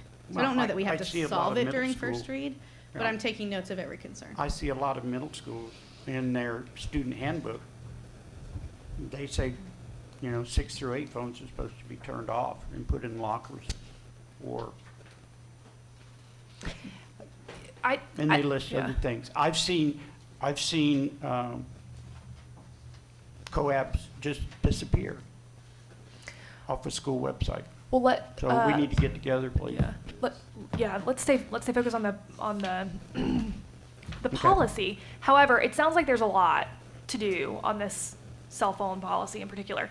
And I've got. So I will circle back. I want to make Yeah. sure that they're like. I just want, yeah. I mean, we've made some significant changes. I want to make sure that. Yeah, there's a lot. It's all red. The majority Yeah. of That this it's heard. board wants to see. Yeah, and that's my concern. There was a policy committee, and I appreciate Mr. Groen's comments, but at the end of the day, if a policy committee met and the majority of the board agreed with something, we always want to hear from those that don't agree, but there's a policy established. Well, I don't think we all agreed. But that's why we vote. Well, let's give the charge back to the administration to continue working on this over the next 30 days. We'll come back at the next board meeting. If it still isn't right, we'll kick it to the next month. I mean, the beautiful part of this is that we're getting to establish a new policy, and we can make sure it's right, and that everybody's got in a happy place. Can we charge Scott with doing this? I'm sorry? Can we charge Scott with doing this? No, Scott charges. We pay him, yeah. He can't charge us nothing out of his contract. Well, I will say that, because this is it's not a bad idea, and sorry, but, I mean, this is a brand new initiative for this board and the district. I mean, maybe you should pull from other districts that have policies and build something. Here's the thing, on the legal side of things, I mean, as your lawyer, I don't care. I mean, I don't care whether you have a policy or you don't have a policy. Well, I feel loved. Thank you. I mean, when you get right down to it, and Mr. Groen pointed out that some other districts, we're the only district, one of only 4 that doesn't have a policy. I don't really know how much the policies that are adopted elsewhere in the state are enforced. Okay. I mean, in some places, I'm sure they very much are, but again, legally, I don't care whether you do or you don't. If you want to adopt a policy, we can do that. The history of this board has always been to enable local decisions at the building level. Perfectly fine for y'all to decide that as a system, we're gonna do it differently on this issue. That's fine. That's the prerogative of you 11 because you govern the school system. But historically, and this is how long ago this discussion was, historically, when we were dealing with pagers, remember those? Yes. When we were dealing with You had to give them pagers, your life. we kind of let the principals decide whether they were a distraction or not. So I am very happy to draft a policy, but here's the thing. When I do that, I'm going to be really clear, and it's going to apply to everybody, and there's not going to be any discretion because I'm not an operations person. And so this right here, it's verbose because, as I understand it, the administration asked the principals, the people who are going to be implementing your policy, what they thought they could implement. And so I'm glad I will do anything this board asks me to do within reason. But you're going to get a policy drafted by a lawyer and not drafted by an administrator who's going to implement it. Okay, you're fired. Okay. You're fired. We shouldn't put any more pressure on teachers. I mean, we need to make a policy that is going to relieve them of having to be the enforcers. Can I ask the question, and I'm gonna ask Larry this, what about this is different than what you would say when it says the use of devices in elementary school is restricted to before and after school unless there is extenuating circumstances, and have been communicated by parent, guardian, approved school administration.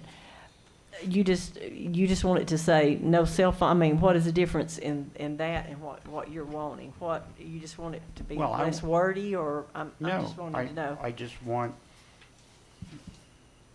I don't think middle school students need access to their phones, just like I don't think K through 5 students need access to their Okay, phones. so it's not that part of the policy. I'm just trying to figure out exactly which. Okay, Mr.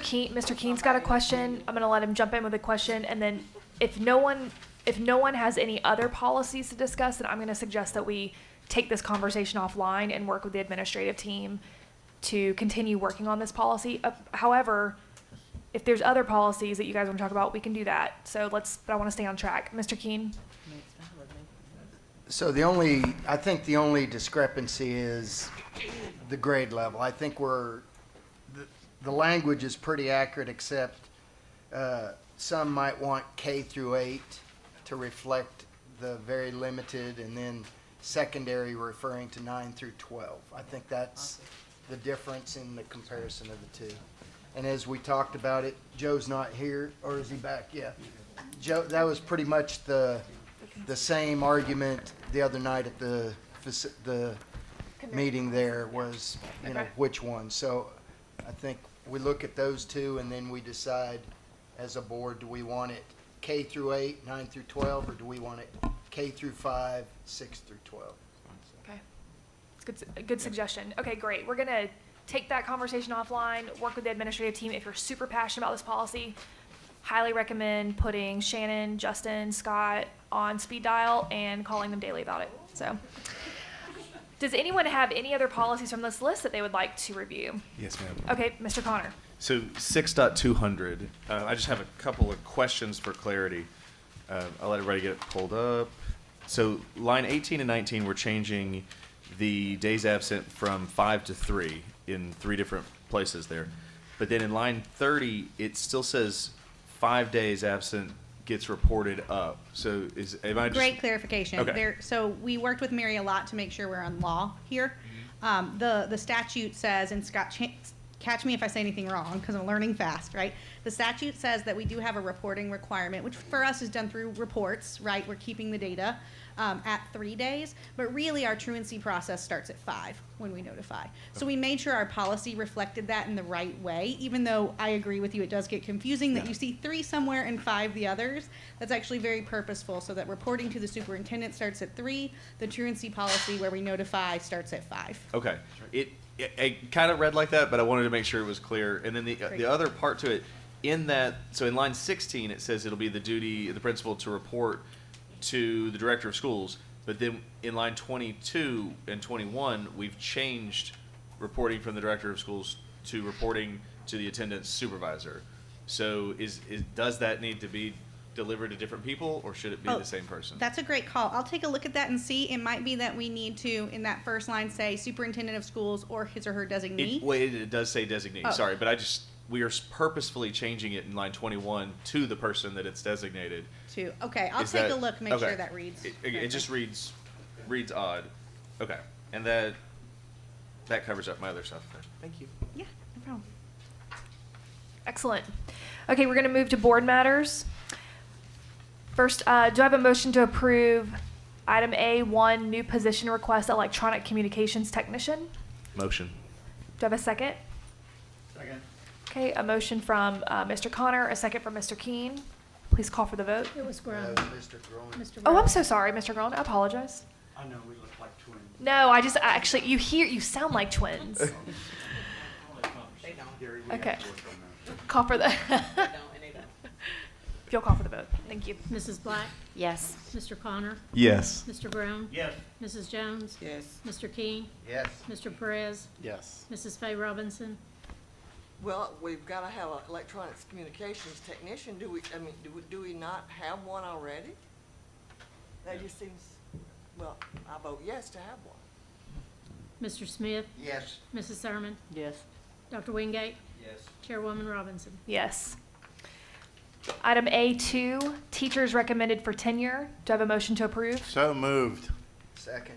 All right, I have a motion from Mr. Perez and a second from Mr. Keen. Okay, good deal. Please call for the vote. Mrs. Black? Yes. Mr. Connor? Yes. Mr. Brown? Yes. Mrs. Jones? Yes. Mr. King? Yes. Mr. Perez? Yes. Mrs. Fay Robinson? Yes. Mr. Smith? Yes. Mrs. Thurman? Yes. Dr. Wingate? Yes. Chairwoman Robinson? Yes. All right, no, not a final item, sorry. Item A3, teachers recommended for reinstated tenure. Do I have a motion to approve? So moved. Thank you. Second. All right, motion by Mr. Perez, second from Mrs. Black. Please call for the vote. Mrs. Black? Yes. Mr. Connor? Yes. Mr. Brown? Yes. Mrs. Jones? Yes. Mr. King? Yes. Mr. Perez? Yes. Mrs. Fay Robinson? Yes. Mr. Smith? Yes. Mrs. Thurman? Yes. Dr. Wingate? Yes. Chairwoman Robinson? Yes. All right, final item. Item B1, approval of schedule of sessions for 2023 to 2024. Do I have a motion to approve? Motion. Thank you. Question. Second. Can I get a second first? Second. Mrs. Thurman? Thank you. Oh, Jesus, Rhonda. Ms., I know.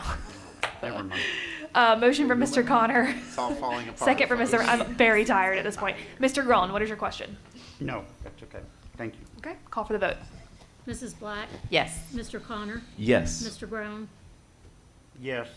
Mrs. Jones? Yes. Mr. King? Yes. Mr. Perez? Yes. Mrs. Fay Robinson? Yes. Mr. Smith? Yes. Mrs. Thurman? Yes. Dr. Wingate? Yes. Chairwoman Robinson? Yes.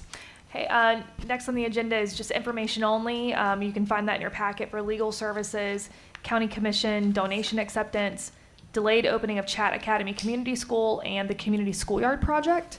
And I also spoke to Mr. Groen earlier today, and he wanted to make a comment or a statement, and then we will adjourn.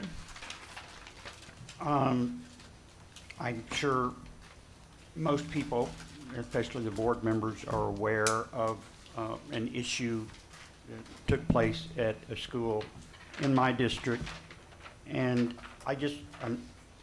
I'm hoping I'm just presenting facts. This is not my opinion. Hopefully there'll no need for any discussion. But people need to be aware of the Title IX of the Civil Rights Act, which prohibits an employer from treating a person differently or less favorably because of their sex, which is defined to include pregnancy, sexual orientation, and gender identity. These protections apply, and this is coming straight from the EEOC website. These protections apply even if state or local laws take a different position. Everyone, regardless of gender, is protected from sexual discrimination under Title VII. And this came about as a result of RG and GR Harris Funeral Homes, Inc. versus EEOC. And the Supreme Court held, and I quote, that discrimination on the basis of transgender and transitioning status violates Title VII. Title VII's prohibition of discrimination based on sex applies to gay and transgender individuals, especially in this case with Harris Funeral Homes. The court ruled, and I quote, "It is impossible to discriminate against a person for being homosexual or transgender without discriminating against that individual based on sex." So this is a federal issue, and the school district and even these board members who take their oath of office are constrained, whatever their personal opinion, by the laws of this nation, which are sometimes handed down by the Supreme Court. And just like laws during the Civil Rights Movement that were considered incorrect, there is a way to change it if you so desire, but that's got to take place at the national level. And this district is constrained to follow the law at this time. Thank you. Thank you. All right, our meeting's adjourned. I have a quick question. Can we get a graduation schedule? Yeah. That's what I meant. Can It's been everyone there- go to the website? It's been there for like a year, yeah. Meeting adjourned, thank you.